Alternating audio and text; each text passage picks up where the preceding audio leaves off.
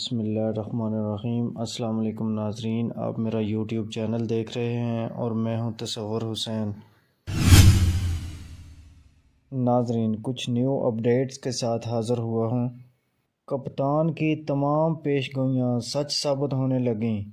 حکومتی وزیروں کو NRO2 سے ریلیف ملنے کا سلسلہ تیزی سے جاری ہے۔ شہباز سرکار کی تو موجیں لگ گئی ہیں۔ NRO2 سیزن اثر دکھانے لگا ہے۔ نیب کے ہاتھ پاؤں بندھتے ہی وزیر اعظم شہباز شریف کے بیٹے سلمان شہباز عدالت آ پہنچے۔ اسلام آباد ہائی کورٹ نے سلمان شہباز کی 14 روز کی حفاظتی ضمانت منظور کر لی ہے۔ وزیر اعظم کے صاحبزادے 4.5 سال سے لندن میں مقیم تھے۔ عدالتوں نے بلوایا بھی مگر وہ پیش نہ ہوئے۔ بہت سے نوٹسز گئے مگر وہ ٹس سے مس نہ ہوئے۔ اب والد صاحب کی سرکار کے آتے ہی ان کو اچانک اپنے وطن کی یاد آ گئی۔ اب سلمان شہباز نے عدالت میں پیش ہو کر خود کو سرنڈر کر دیا ہے۔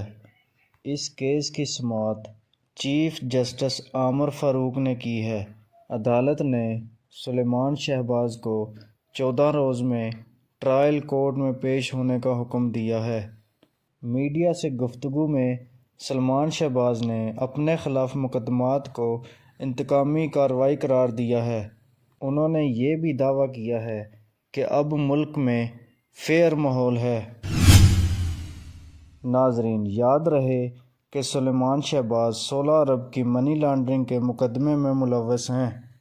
ٹرائل کورٹ نے رواں سال 16 جولائی کو ان کو اشتہاری قرار دیا تھا۔ ناظرین، ادھر رانا ثناءاللہ کو منشیات مقدمے کے بعد ایک اور انکوائری میں ریلیف مل گیا ہے۔ نیب لاہور نے رانا ثناءاللہ کے خلاف آمدن سے زائد اثاثوں کی انکوائری بند کر دی ہے۔